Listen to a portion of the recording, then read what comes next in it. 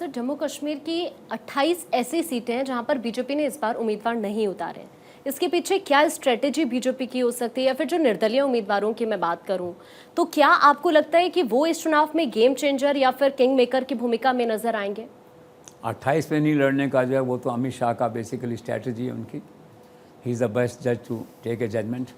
उनका कहना था हारने से अच्छा कैंडिडेट खड़ा नहीं करो, दूसरे सहयोगी दल हैं जो उनके आदमी को सपोर्ट करो, निर्दलियों को सपोर्ट करो।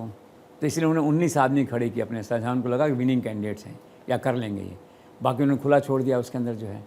तो ये उनकी स्ट्रैटेजी है और स्ट्रैटेजी इसका परिणाम आएगा, क्योंकि ऐसा अनुमान है कि बड़ी संख्या में निर्दलीय इस बार चुनाव जीतने वाले हैं, ऐसा लगता है। निर्दलीय जितने चुनाव जीत के आएंगे, आप मान लेना इस बात को, मोर और लेस सब अमित शाह के घर के बाहर खड़े मिलेंगे आपको चुनाव के अगले दिन। ऐसा मेरा असेसमेंट है।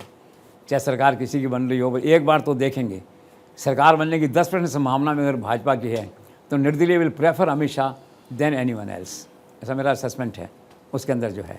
तो स्ट्रैटेजी उनकी यही थी कि खुद करने के, हारने के बजाय जवान जब तो कैंडिडेट्स की भी। देखो घाटी के अंदर है ना, खाता खुलना तो मुश्किल है ही, बीजेपी का मुश्किल रहा है आज तक का। इस बार चमत्कार हो सकता है, वो 4 सीटें जीतते हैं, 6 जीतते हैं, 8 जीतते हैं, क्या है। बाकी आम परसेप्शन बीजेपी लीडरशिप में अभी यही है कि यार घाटी में हमको नहीं मिल रहा है जो है।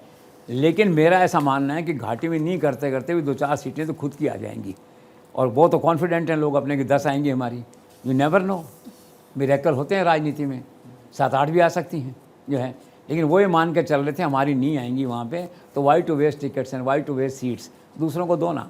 जो विनिंग कैंडिडेट लग रहे हैं, चाहे दूसरी पार्टी के क्या है, आएंगे तो शाम को यहीं, वो जो होता है आजा मेरी गाड़ी में बैठ जा, कहाँ जाएंगे, शाम को तो वहीं आएंगे जो है। तो ये सोच के उन्होंने किया।